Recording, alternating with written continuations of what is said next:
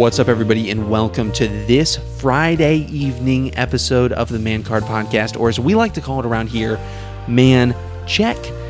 This is the first Man Check of the new year. Now, of course, you might say to us, hey, it's February, you idiots.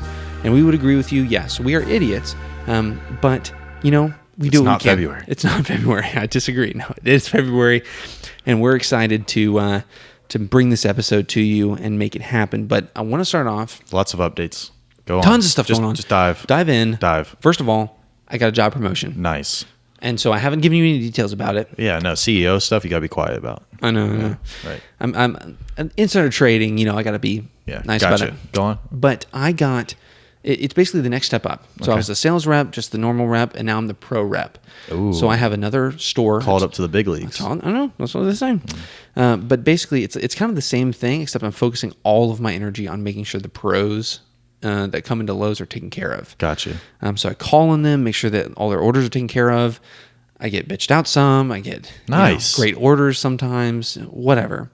And so it's just a lot more happening. That's just like I have to literally change gears every 30 minutes because something new came up and I have to, like, it's just a lot. Yeah. So that's one of the reasons why I've been a little scatterbrained at the beginning of this year for everybody out there who's trying to get a hold of me. Well, you already know my question, the important question. Oh. What's the important question I would ask you about your job promotion? Oh, what's that? What do you think it would be? Money? Yeah. Well, didn't we already talk about this last year? I feel like is this the same thing we talked about last year? Yeah. Oh, okay. Yeah. Oh, never. Okay. But I started it. So I started it at the gotcha. beginning. Yeah. Fantastic. Okay. So I don't need to know that. Because I already know that. Yeah. If you want to know what the monetary breakdown of that is, we can go back into a previous episode where we talk about that before the new year happened. But yes. Big baller moves. Big baller moves. Very nice. Very nice. So next things that are coming up. Do the one right above it. Because, that leads into it. That does. So I got a job promotion. I'm an adult now, or so they say. Mm-hmm. And now we're looking for a house, right? Because give me details, because honestly, I was in the housing market slightly. Still kind of am. I'm slightly looking, but like I'm nowhere near to the constraints that you are. Or that's a terrible word. That was not the right word. The arena that I'm in. Yeah. So when it comes to the housing market right now, everybody knows. Mm-hmm. And if you don't know, listen up. Get out from under that rock. It is horribly inflated right now. Mm-hmm. Like literally, if you own a house right now, I would recommend selling. Mm-hmm. I would tell you to sell. You should sell your house right now. And live in a fucking box. Or live at your parents' house for a minute. Like it's such a seller's market right now. So with that comes, if you put your house on the market in one day, if it's in a fine condition, you will have people come to your house and put like 10 different couples or families or whoever put offers on your house within the first couple days. And over your asking offer. Honestly, you can over ask. Yes, and exactly.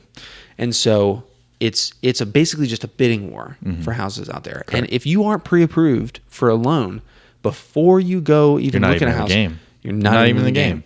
So that kind of goes hand in hand with the next one, which is we just got pre-approved for a loan. Okay. Where are we looking? That's what I want to know. Marietta, Woodstock. Okay. Yeah. So Woodstock's great. Not far, but close enough to some good action over there. You go to Woodstock, bro, you can still go to One Life. One Life's right there. Or you can go to Lifetime, the better gym. I didn't say that.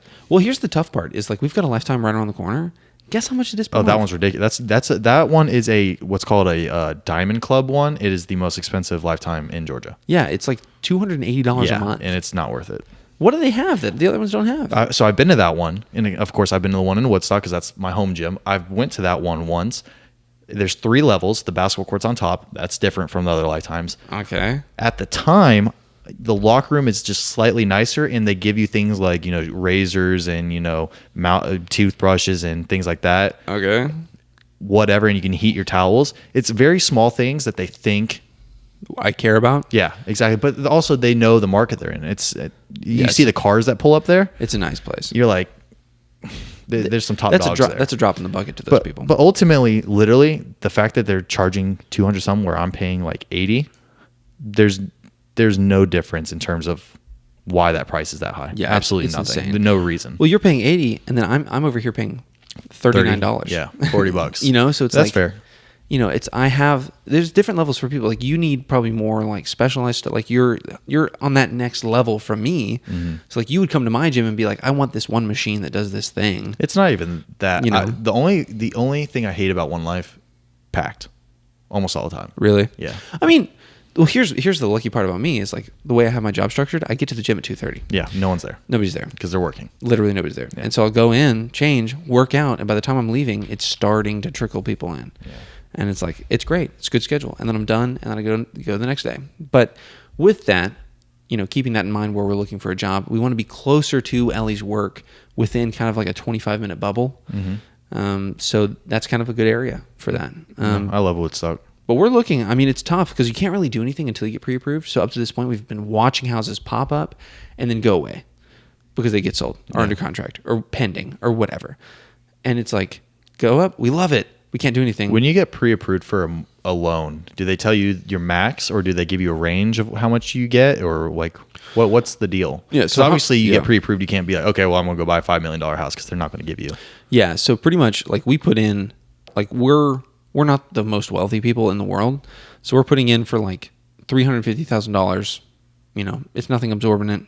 We can find a nice little 2-bedroom, 2-bath for that. Like we're not trying to go crazy. Yeah. But, we go in with how much we think we're going to pay. So we put in $350,000. We put in what our down payment's going to be, right? And so that comes down, once you put in the down payment, it's like, how much is the loan actually going to be? Yeah. So, with our down payments, like what, $300,000 or whatever the down payment is. And so then from that, they can kind of get a gauge of like, well, where's the market at now? Where are interest rates? So then they can give you a tentative interest rate. Of course, that's going to be Once down. you finalize things. Once you finalize it, it can fluctuate a little bit. Well, my question to that is, how do you? Okay, so you say 350. Is that what y'all chose? You like, we don't want to take out more than that. Would they have given you more?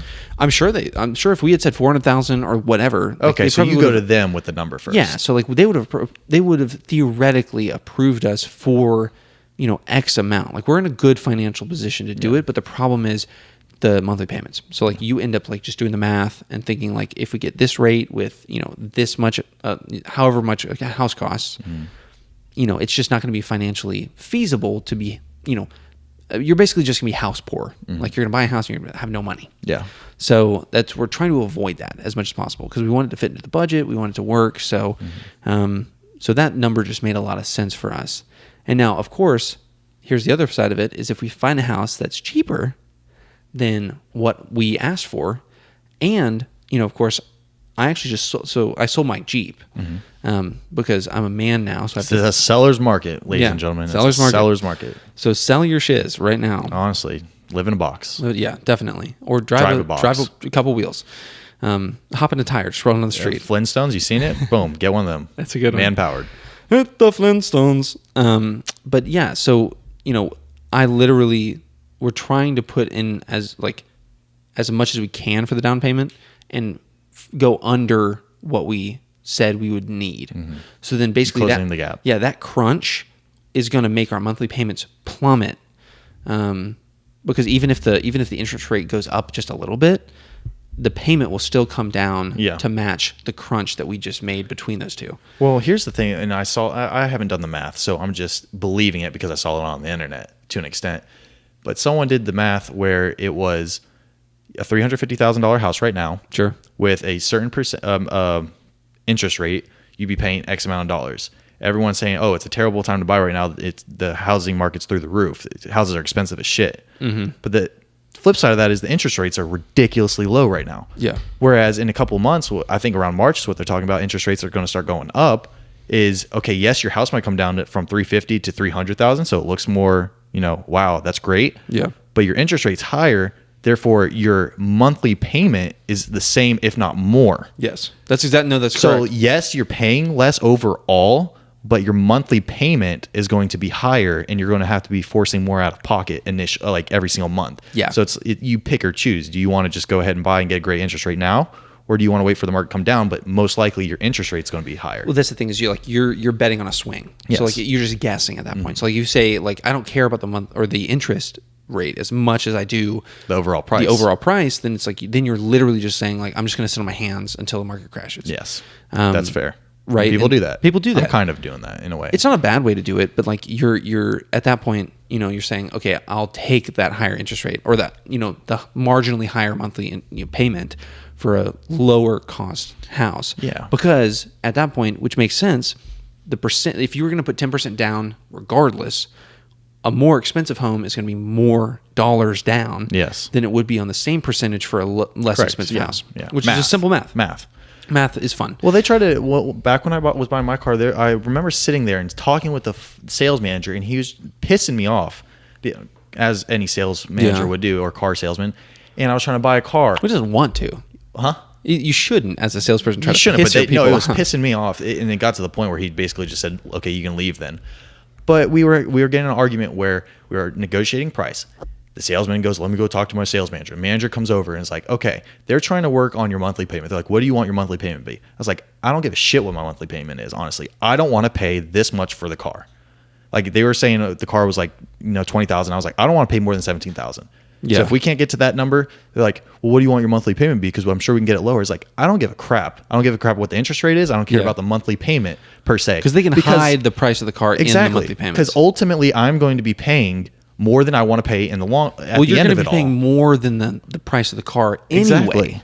So Yeah. it's like we get to this price, you can set the price whatever you want monthly. I don't give a shit. I don't want to pay this much for the car, and he didn't understand. He's like, "Well, if you're not willing to talk to us about what you want your monthly payment to be, you can just leave. You're not on negotiating terms." I was like, "I'm on like, negotiating no, terms. I You just don't literally- understand." So, but we'll leave. That's fine.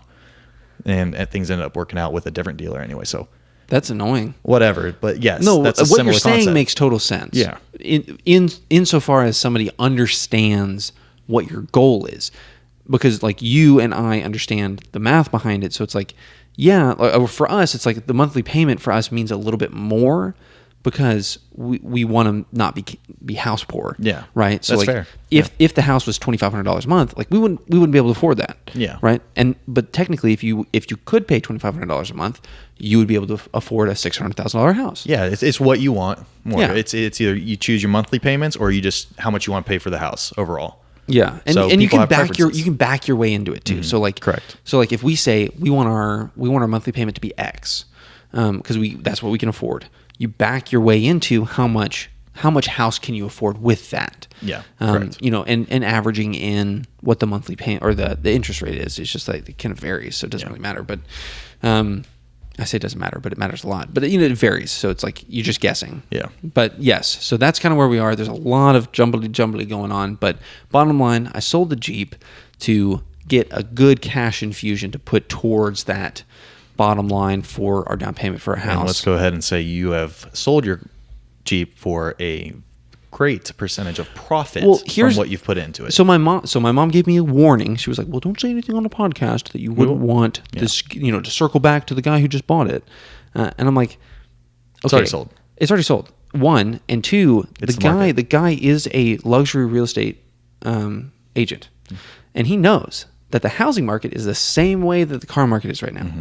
So if you're looking to buy a car right now, you're going to get inflated prices." Of course. Because it's worth that much right now. Yeah. And so like, I don't want to get into specific numbers. You don't have to say specific numbers, but you made profit. I made a very good profit on the car, which was great because usually cars depreciating assets usually don't make money. Well, also you had a Jeep. Yeah. Jeeps don't depreciate very quickly. Well, and that's another reason for him. It's not a bad purchase. It's not. Right? Because like even with the inflated price that he paid, I mean, technically for the car right now, It's not really it's that not inflated really for a that Jeep. inflated for a Jeep, especially. Plus, you got it at a really good price. Yeah, I did. It was out of state, and I drove like 6 hours to go get it, which was totally worth it. Totally worth it. But like for him and his daughter are going to be able to not put very many miles on the car, and so in a few years, like say 5 years or whatever, the miles will catch back up to them. So they'll be below on miles for that year of car, and so then they can turn around and say, "Hey, this car's like behind on miles. It's worth a lot more." And it's got all the original transmission, engine. It's kept up. We changed the oil. Like everything is really quality. Yeah. He can get most of his money back, if Yeah. not more. No, At totally, that time, totally. depending on when it is. Well, especially like at that time, like when you look back on classic Jeeps, right? Like the 4.0 liter, like stick shift 1997 like Wranglers. Those are gold Jeeps. and those do not go down in value, right? They're like 15, 16,000. Can't get them cheaper. Yeah. Like that's about it. Same for this car. So it's like the 2012 is the first year of the Unlimited, right? The 4-door that had the upgraded engine with like literally 80, 90 extra horsepower. So it could like get you going faster. You know, when it comes down to it, people are going to look back on that 2012 and say, man, that car had all the features that 2016 has, but it's behind on miles but too. it's behind on miles too, and I can choose that one. So Sure. it's a really good investment for him either way, and he knows it too. I put a lot of time into that car and made it like pretty decked out. So he's digging it. He was texting me earlier tonight. He was like, "How do you do this? How do you do this?" And I'm like, "Yeah, here you go." So he's playing around with those lights because it really comes alive at night. The car's cool, really great during the day, but once the light kind of dims down, you turn on the undercarriage lights, the inside lights turn on. Like it's really cool. Yeah. But yeah, so here's a big thing that's coming up, and I definitely want to touch on this. Go on. Olivia's wedding is coming up. Today, we got the card in the mail, and I'll pull it up right here. It's very Oh, cute. I like that. Hold on, what is this? So that's the rehearsal dinner card, Ah. but it's literally like we won't put any addresses out there, but it's wear a Hawaiian shirt. So it's a Hawaiian themed rehearsal dinner. Oh, cool. Very excited for that. Cool. What like around what time or what day? It's I assume May- summer, right? Yeah, Okay. so May. course. Beginning of May. Well, I won't say the date because Nice. I know if we were back at my wedding planning Yeah. and our date or venue got out to people who, we Might didn't want their wanna bomb it or yeah, something, or whatever. It's Yeah, like yeah. that's always Yeah. a nightmare. But yeah, so we're very excited. It's very cute. I'll block the thing at the bottom here. But it's it's very pretty, and of course Olivia puts a lot of time into this, and it's very special for her. Like she literally sent me a photo because I'm in the wedding, as a bridesman. Bridesman, I always forget. It's always like backwards. But she puts a lot of time into this kind of stuff. Like she's very artsy and it's subtle too. Like see the bees. I guess you could say Yellow Jackets, but like Yeah. But they're both from Georgia Tech. I'm sure that's why she Yeah. picked something similar. Yeah. I mean, she made this. Really? Yeah, I think if I'm not mistaken, I think she either got it printed custom or she And just cut printed them it out? custom. Yeah, That's nice. And yeah, she's badass. I for like sure. it. I like it. I think she made this too. I'll lock it a lot. But it's like the venue details and all Yeah, that. cool. It's adorable. Olivia, love you. I think this is great. And it's funny. We've obviously, literally, we're not trying to avoid anybody this month. I swear. But Ellie's been tied down with work like crazy. Because her job's like ramping up for competition season and whatnot. So Ellie's going to try to at some point help Nick and Olivia like teach them like a like first a dance, dance, yeah. like kind of what she did with us. God, I need to learn something like that. It's tough, Boy, dude. Bella tells me I'm the worst dancer she's ever seen. Yeah, it's I hard. believe it. Yeah, Believe so it. I think she's gonna do it with me and like block something out, and then do that. And of course, like Olivia put me on, making the first dance song like cut down, and like just the part they want from the song, so that the DJ can play it, and it's nice and simple. It's gonna be a fun time. Very nice. It's gonna be really fun. I'm really excited for them. They're just so sweet together, and I just can't say enough nice things. They're just like I love them both. My biggest thing I remember of them is when they came on and they were talking about, we were on our way to get engaged. I was like, Yeah. you shouldn't have known that. Like, whatever. I know. Well, that's just who they are. So Yeah. like Olivia's really like type A planner kind of person. And so for her to be like out of the loop on something is like, is she really out of the loop? Yeah, her mom calls it, Mom, I'm on my way to get engaged. Chill. Like, I'll Yeah. call you later. I'll call you in a minute. And Nick's like, wait, what'd you say? What? It's like, nothing. I didn't say anything, I swear. Yeah, they're the sweetest. So I'm really excited for that day. I think Honestly, it'd be funny if his mom called and was like, I'm about to propose, Mom. Like, chill. Like, get we're outta on our here. way to get engaged. it's like, oh shoot. Yeah. He's like, oh, you knew. So we're kind of here closing in near the end kind of of. the episode. I got two things. You got two things, but we got a little bit of time, so I want you to go ahead and take it away. Take it away. All right, let's get dark. I'm just Oh, kidding. yeah. Instead of a happy wedding, let's talk about the opposite, kind of. Starting life and Yeah, ending life. So basically, I worked at Provino's for 8 years.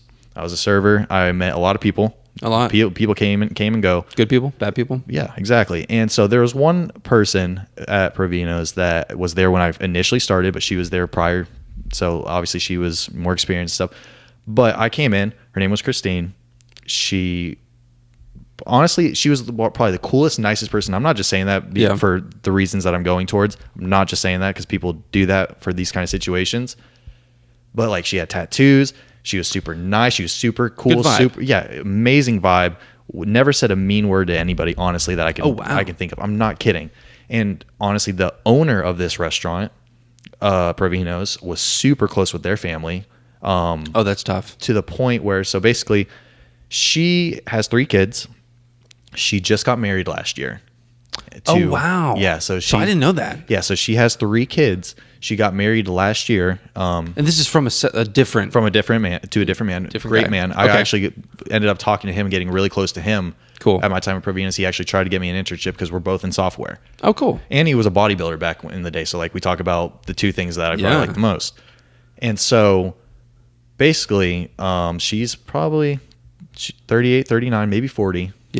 Somewhere around there. But I got news that she passed in her sleep. That's 2 days ago. Literally crazy. Which, granted, she wasn't somebody, that I'd see every single day and I wasn't ridiculously close to. But honestly, out of anybody at Provino's, I had a great relationship with her and her whole family. Yeah. Because I knew the husband very well. I had personal conversations with him. I've had personal conversations with her. And not even to mention that at her wedding, the owner of Provino's is the one that walked her down the aisle. Because no way. I don't know the situation with that, but like I can only powerful. Imagine how much is killing him. And again, that's literally crazy. Yeah, it's one of those things that like I compare it slightly to when Kobe Bryant died, which is, it's one of those things. It's like, I wasn't close to Kobe Bryant. He didn't know who I was, but like, it's one of those things you don't expect the death to happen that way. And the person relatively well, whether it be Kobe Bryant was famous, but like this person, you knew them relatively well because you worked with them every day. Yeah. And so it's like, it's just weird. It's a weird feeling that you get when someone like that passes away, because you're like I literally knew you. Yeah. And then gone at like 40. Yeah. And you're leaving 3, like she left, 3 kids. Yeah. Newlywed, like her life was just like kind of like in a way starting over. Getting going, yeah. Because I don't know all of her background, but it was like getting over, and it was crazy to hear. And I know everyone at Provino's is kind of like devastated because we all loved her. Oh my gosh, yeah, definitely. And like I said before, I'm not saying nice things because the person passed away. Frankly, if there was someone that I disliked that passed away, I probably wouldn't say crazy nice things. But this person was like a very pure, a good person, good-hearted person. Yeah. And so, dark things to talk about on the Man Card podcast. I think it's important though, like the dichotomy between like life and like appreciation. Yes. For every like day to day. So with that, have you seen the movie About Time? No. Okay, so I'll give you the premise. Okay. It's really quick. Yeah. There's a guy, and he learns that all of the men in his family can time travel. You like get into a cupboard, do your thing, and you time travel back to the moment where you're thinking. Mm-hmm. And of course, like in the beginning of the movie, they go through like, Uncle Jimmy went for money and he failed. So like, don't want to do money. So the premise of the movie is set up like he wants to find a girlfriend. Okay. It's like kind of like a schmuck thing. Like I'm a loner. I want to get a girlfriend. And it goes through. And by the end of the movie, you kind of get this sense of like, literally his dad's goal was he stopped going back in time. His dad stopped going back in time. And he was like, I am living every single day as if I came back to it intentionally to do it again, but only for one time. Or he took his dad's thing was he would go back and do every day twice. Yeah. Right. You mess it up once and do it again. Yeah. But then his son took it one further, which is you don't go back in time. You do every day with the intentionality as if you had come back for that second time. That's cool. Which is That's really a very cool. interesting concept. Very cool concept. And it seems kooky, like time travel, but what? Mm-hmm. It makes me cry like a baby every single time. Like, really? Is this sad ending? Oh, yeah. It's good. I mean, it's good. It's a beautiful story. Yeah. And it's, the guy from Star Wars, the redhead, the general, he does the big speech on the platform. Yeah. He's the main character. Oh, nice. He's amazing. Wow. Amazing. Okay. But yeah, so that's kind of like when you say something like that to me, like somebody died or like something like that, it always reminds me of like the intentionality that a lot of people today are lacking. Mm-hmm. And even myself, I catch myself sometimes. I'm like, going through the motions. You know, Yeah. just like here I am, just doing this, check the box, move on. I mean, I think about what I said on Monday, the fact that wake up early, but what am I waking up early for? Yeah, exactly. It's like I'm just going through the days. I sit on my phone. Yeah. You know, I work at home where I literally, you know, I'm just sitting in my room for 8 hours a day. I mean, In front of a screen, just Yep. coding. like mindless. So, yeah, I figured, you know, that's something to bring up. We haven't really talked, I don't think, about funeral or death No, too not much, very but much. it's one of those things. Like I said, it's more heavy on my mind. Of course, my heart too, because I feel for the guy's name is Lee, the husband, but like Yeah. in my mind, I'm like, wow, and she was not that old. Yeah. So like, it's so unexpected, and honestly, it makes me scared to go to sleep. That is crazy though. It is. It really is. Because it's every kid is like, how do you want to die? You know, like Everyone you says choose in your sleep. Yeah. But now that you know somebody who died in their sleep, how much? And it wasn't of any type. It wasn't like, It's oh, they just- were 90 years old. That's expected, or like, you know, they had cancer or something. Like this was out of nowhere. Out of nowhere. So Out like, of nowhere. I think it puts a new spin on like some of our original opinions about that kind of thing. Yeah. Where it's like, I don't know, dying in your sleep. I don't know. Like I'd rather go kicking and screaming. You know what I mean? Like yeah. like all like Fighting that the kind battle. of like I'm at the end. I'm here.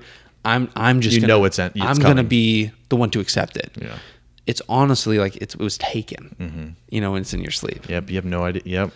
Yeah. You just go through your nightly routine and Yeah. you just pat. and that's it. That's it. Anyways, we got what, 2 minutes? 2 minutes.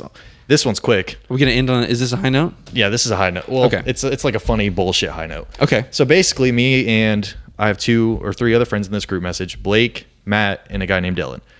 I didn't like you either. Yeah. Well, it's that friend group that's all hung out Yeah. together multiple times. No, of course. And I'm trying to get us together to go skiing because we usually do it like once a year or like every other year. So it's that time. We're in the season. And I texted him and I'm trying to like, hey guys, let's pick a weekend. Let's go. Let's stay. We wanted to stay at the Haraz Hotel, which has a casino and everything because we haven't that'd done be it. fun. You're We'd old always, enough. we'd always go there, but stay at a different hotel. I was like, let's stay the night there so we can, you know, go gamble, do gamble a whatever, little and then bit, just yeah. go to sleep there. And you know, it's impossible to get these guys to agree or talk or even plan anything. It's fucking impossible. Yeah, I can see that. It's like you plan it and whoever shows up, shows up. yeah, So basically, I was sending messages and I sent a specific message. I said, guys, let's pick a weekend right now in February. I'll book it today. Y'all can Venmo me whenever, as long as it's before we go. Sure. Let's pick a weekend. No response in the whole group message. 2 days go by. No response. like you're missing opportunities. So, and Yeah. I've done this multiple times. I've mentioned to them, I was like, hey guys, let's go skiing. Like, when do you want to go? They'd give me things like, oh, late February, or, oh, I don't know when I'm going to go. I don't know if I'm going out of town or whatever. So like bullshit answers. Yeah. So I tried to get a precise one, didn't get one. So I was like, I'm not missing this. I'm I'm going. not missing the opportunity. Yeah, I don't give a crap. I know somebody that I can just simply ask that'll go with me, Bella. yeah. I was like, you know what? I've tried to make plans with these guys. They are not doing it. They're not Yeah. not responding. So Bella and I booked a trip this weekend. That's where we're going to go skiing in North Carolina. Okay. And we're not staying at the Haraz Hotel because she doesn't care about gambling. And frankly, I think that'd be a more fun thing for the guys since we both all want to do that. Yeah, gambling. Yeah. Not right. a titty bar. No, Gambling for sure. No. Yeah, Yeah. exactly that. Definitely. But we're gonna go. We're not skiing. We're going to do snowboarding together because she's never been ever. I've only Cool. snowboarded once, so we're going to both be new, falling on our asses a lot. That's be fun. I agree. And so I told my friends. They found out that I'm going this weekend. Of course, what do they do? Oh, can we go? Oh no. Oh. Oh wow, you chose Bella over us. You really you're bailing on us. I was like, fuck you. You son of a bitch. Yep. And I had a whole thing right before I came over here. yeah. With them, and so basically that's my last story was, you know, A failure. a of failure your of friends. and then it just turns on, which I get it. That's our dynamic. I would do the same thing if Yeah, they did it yeah. to me. It's just shooting the shits, but No, I totally agree. Pissed me off. Well, everybody out there, don't be sons of bitches. Yeah. Get with it. Get with the times. Plan the stuff. Just do it this year. Live each day like you're coming back to it for the second time. Thanks for tuning in, and we will see you on Monday.